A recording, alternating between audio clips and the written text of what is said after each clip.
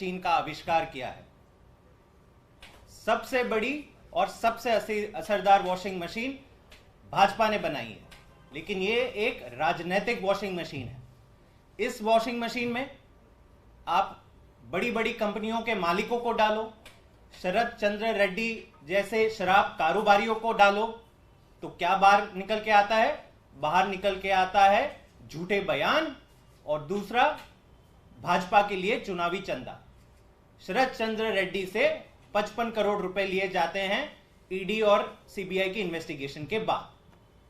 वहीं दूसरी तरफ देश के तमाम कलंकित नेता, जिन जिन के ऊपर गंभीर आरोप लगाए गए हैं, जिनकी प्रॉपर्टी सीज कर दी गई है, जिनके ऊपर कई सारे और मुकदमे चल रहे हैं, एक नहीं मल्टीपल, कहीं तो टेररिज्म से रिलेटेड भी, उनको भाजपा अपनी तरफ ला रही है ईडी और सीबीआई की इन्वेस्टिगेशन को रोककर, और फिर उन्हें क्लीन चिट दी जा रही है। तो इसी श्रृंखला में कल यह सूचना मीडिया के माध्यम से देश को पता चली कि एनसीपी के जो सीनियर लीडर हैं प्रफुल्ल पटेल, राष्ट्रवादी कांग्रेस पार्टी के वरिष्ठ नेता और पहले जो यूनियन सिविल एविएशन मिनिस्टर रह चुके थे यूपीए के टाइम में, प्रफुल्ल पटेल जी को सीबीआई ने क्लीन चिट दे दी।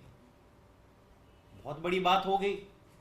एक ऐसा व्यक्ति जिसके ऊपर तमाम केसेस चल रहे थे, एक नहीं मल्टीपल केसेस चल रहे हैं सीबीआई और ईडी द्वारा, उसको एक केस में, अभी जो सूचना मिली है कि एक केस में प्रफुल्ल पटेल जी को मोदी जी की सीबीआई ने क्लीन चिट दे दी, मतलब केस खत्म। अब अगर आप ये जानेंगे कि ये केस क्या था और क्यों इसमें इनको आरोपी बनाया गया था, क्यों इतनी इन्वेस्टिगेशन चल रही थी पिछले सालों से, और अब जो क्लीन चिट मिल गया है, तो आप हंस पड़ेंगे कि कितना ओपन एंड शट, कितना ओपन केस है करप्शन का। यह बात तब की है जब प्रफुल्ल पटेल जी यूनियन सिविल एविएशन मिनिस्टर थे। 2006-2007 की बात है। एयर इंडिया और इंडियन एयरलाइंस का मर्जर हुआ था। तो तब हुआ ये था, मैं चंद आसानी से आप सबको समझा दूं, हुआ ये था कि जब मर्जर हुआ था तो एयर इंडिया और इंडियन एयरलाइंस के पास बहुत कम पैसेंजर थे। इनकी सारी फ्लाइटें खाली जा रही थी, कुछ कुछ लोगों भर के फ्लाइट में बिठा रहे थे। उस समय सिविल एविएशन मिनिस्ट्री यानी प्रफुल्ल पटेल जी के अंदर आने वाली मिनिस्ट्री ने यह फैसला लिया कि हम 15 एयरक्राफ्ट लीज पे लेंगे। जो प्राइवेट पार्टी हैं, देश विदेशी की कंपनी से एयर इंडिया लीज पे एयरक्राफ्ट लेगी और उसको चलाएगी। होता क्या है, आप 15 एयरक्राफ्ट लेते हो लीज पर, ऐसी लीज का टर्म अग्रीमेंट बनाते हो जिसमें आप इसको टर्मिनेट ही नहीं कर सकते। अच्छा, आपने 15 एयरक्राफ्ट तो लिए, लेकिन कहां पे उसे चलाओगे, पायलट क्रू कुछ नहीं फिक्स किया।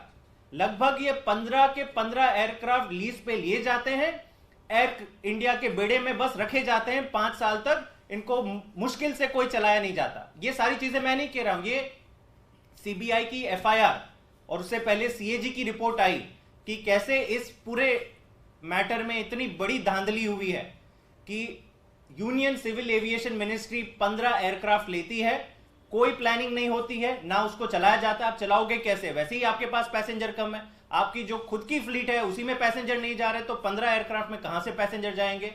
और ना कोई पायलट भी हायर होता है, मतलब आपने लीज पे रखी और साइड पे रख दी कहीं पे गैराज में अपने। और इसका अनुमान लगाया जा रहा है कि 840 करोड़ का नुकसान सरकारी तिजोरी को हुआ है। जनता के पैसों को लुटाया गया है कुछ चंद प्राइवेट कंपनियों के ऊपर, जिनसे ये एयरक्राफ्ट लीज पे लिए गए।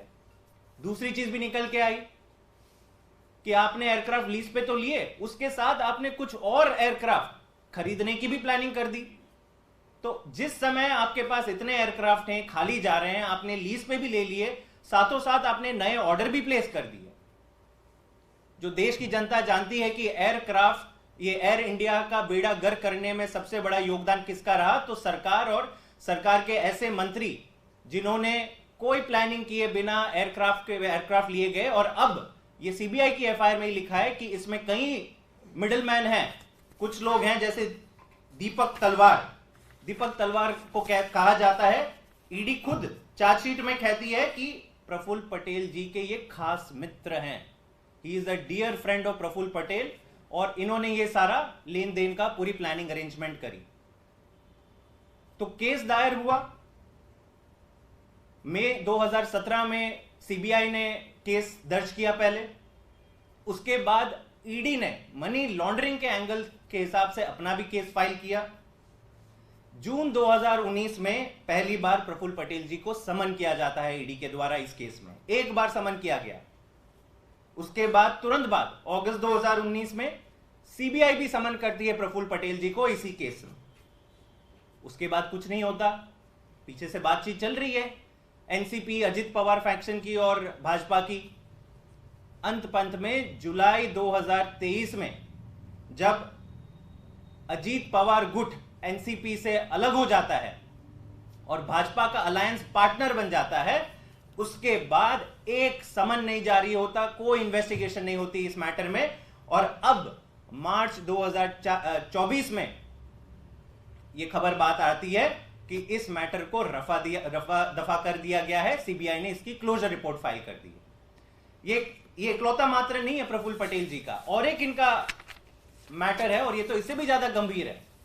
ये मैटर में ईडी इन्वेस्टिगेशन चल रही है इसमें कई सालों से, और कहा जा रहा है कि इनके अंडरवर्ल्ड, मुंबई के अंडरवर्ल्ड के कुछ लोगों से लेना देना है, और ये वो लोग हैं जिन्होंने 1993 मुंबई बॉम्ब ब्लास्ट में उनकी भूमिका रही थी।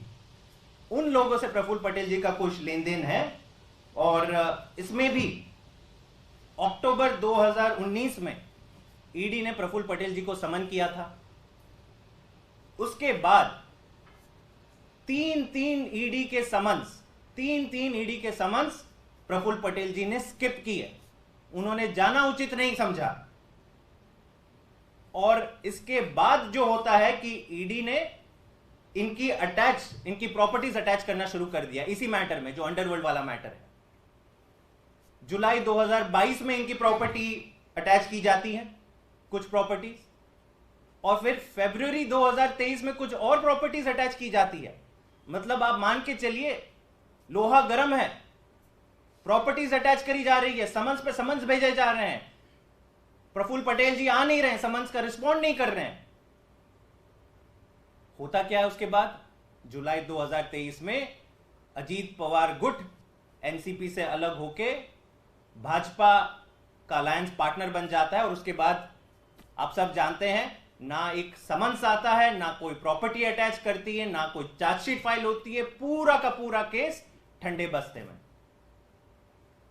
तो दोस्तों, ये एक मात्र ऐसा एग्जाम्पल नहीं है। जैसे मैंने कहा था, अगर दुनिया का सबसे बड़ा वॉशिंग मशीन आविष्कार किया है तो उसको हर दिन तो उसको चालू रखना पड़ेगा, वरना तो जंग लग जाएगी उसे।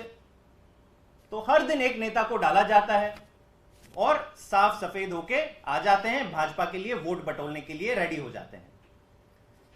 कुछ ही महीनों पहले हमने और एक घटना सुनी, एनसीपी के और एक बड़े लीडर हैं छगन भुजबल, जिसपे गंभीर आरोप लगाए थे, भाजपा की ईडी सीबीआई नहीं लगाए थे। और उनका जब बेल एप्लीकेशन मुंबई के हाई कोर्ट में पहुंचता है तो ईडी क्या कहती है? ईडी कहती है कि साहब हमारी फाइल गुम हो गई है। अब फाइल गुम हो गई है तो हम कैसे बेल का विरोध करें, इनको बेल दे दीजिए। ये मजाक हो रहा है, ये तमाशा हो रहा है ईडी और सीबीआई का देश के सामने। एक तरफ जहां पे आम आदमी पार्टी आती है, आप 2 साल से फर्जी मुकदमे चलाते हो, समन्स पे समन्स भेजते हो, एक चवन्नी की आपको रिकवरी नहीं मिलती है, एक ठोस सबूत आपको नहीं मिलता है, 4 बड़े नेताओं को जेल में डाल देते हो, और उसमें भी अरविंद केजरीवाल जी को आप तब जेल में डालते हो जब आपका ही वॉशिंग मशीन का प्रोडक्ट शरद रेड्डी, जिसे आपने 60 करोड़ रुपए 55 करोड़ रुपए अरेस्ट के बाद लिए, उसके बयान पे आप उनको अंदर डाल देते हो और कहते हो कि नहीं ईडी निष्पक्ष जांच कर रही है। और अब निकल के आता है कि ऐसे लोग जिन पर आपने इतनी सारी कार्यवाही कर दी, लेकिन वो जब आपके गुट में शामिल हो जाते हैं, आपके अलायंस पार्टनर बन जाते हैं, तो पूरा का पूरा केस रफा दफा हो जाता है। मेरे ख्याल से जिस हिसाब से भाजपा ने ईडी और सीबीआई का राजनीतिकरण कर दिया है, पूरा देश देख रहा है, पूरे देश शर्मसार है कि इतनी बड़ी इन्वेस्टिगेटिव एजेंसीज जिनका काम था कि देश के तमाम जो बड़े बड़े साजिश करता है, टेररिस्ट हैं,